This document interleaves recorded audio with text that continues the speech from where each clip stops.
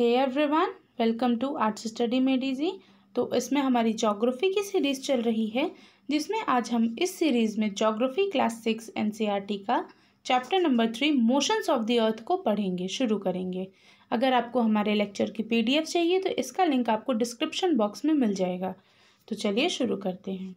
तो जैसा कि हमें चैप्टर के नेम से ही पता चल रहा है कि हम इस चैप्टर में अर्थ के मोशंस के बारे में पढ़ेंगे। तो हमारी अर्थ के दो तरह के मोशन हैं, एक है रोटेशन, दूसरा है रिवॉल्यूशन। अब रोटेशन क्या होता है? तो movement of earth on its own axis. हमारी अर्थ का मूवमेंट उसके एक्सिस के चारों तरफ रोटेशन कहलाता है। अब एक्सिस क्या होता है? तो एक्सिस को हमने चैप्टर नंबर 2 में डिस्कस किया था, आप उसका वीडियो देख सकते हैं। एक्सिस एक टिल्टेड फॉर्म में रहती है जिसके चारों तरफ हमारी अर्थ रिवॉल्व करती है, ठीक। और ये एक्सिस क्या है? ये एक इमेजिनरी लाइन है। अब देखते हैं रिवॉल्यूशन को। तो the movement of earth around the sun in a fix path और ऑर्बिट इज कॉल्ड रिवॉल्यूशन। हमारी अर्थ का मूवमेंट, जब हमारी अर्थ जो है वो सन के चारों तरफ एक फिक्स्ड पाथ में मूव करती है, उसको हम क्या कहते हैं? रिवॉल्यूशन कहते हैं। अभी हमने अर्थ के दोनों टाइप के मोशन के बारे में पढ़ा, अब इनको एक एक करके देखते हैं। Rotation, movement of earth on its own axis. Earth का मूवमेंट उसके ओन एक्सिस पे। The plane formed by orbit is called orbital plane. The axis of the earth which is an imaginary line makes an angle of 66.5 degree with its orbital plane.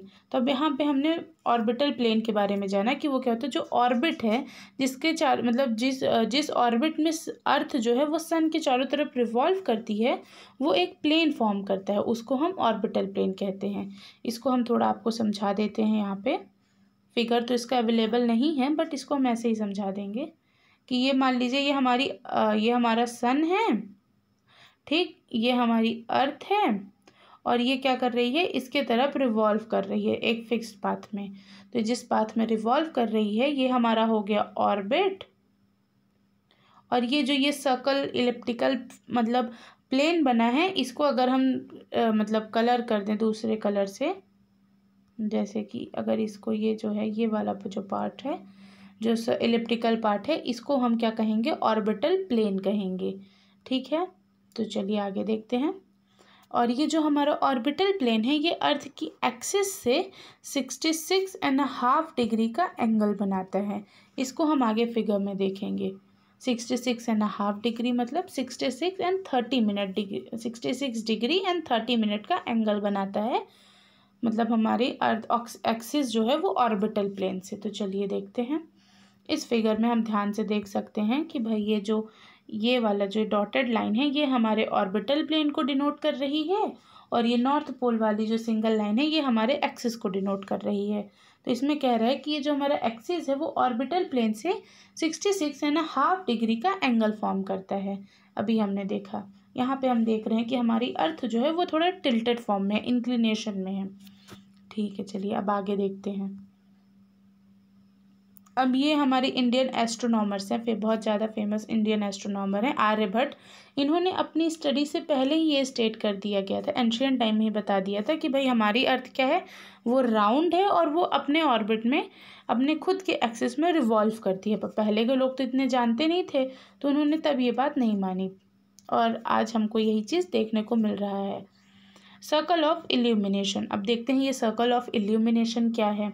We know that Earth is spherical in shape and it receives light from the sun. हमें तो ये पता है कि हमारी जो अर्थ है ये स्फेरिकल है, मतलब सॉर्ट ऑफ स्फेरिकल है, स्फेरिकल जैसी है। ये हमने चैप्टर नंबर 1 में डिस्कस कर चुके हैं हम कि भाई ये जियोइड शेप की है हमारी अर्थ।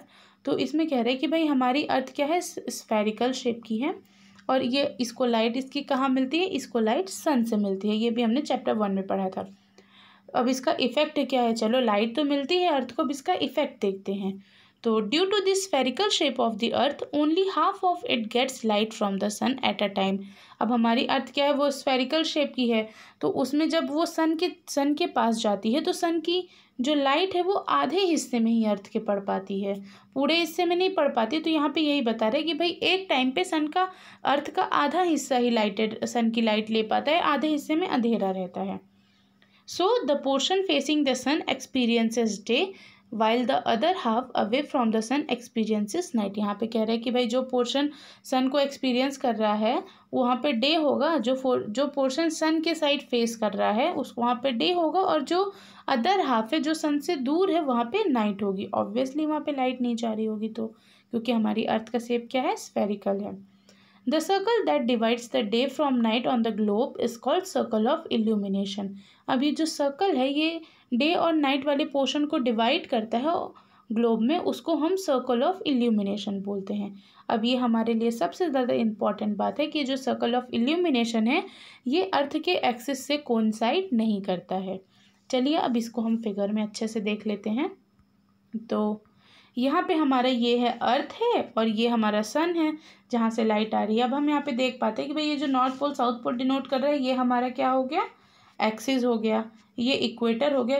ये जो है ये सर्कल ऑफ इल्यूमिनेशन है, यहाँ पे लिखा है कि भाई ये क्या है, हमारा सर्कल ऑफ इल्यूमिनेशन है।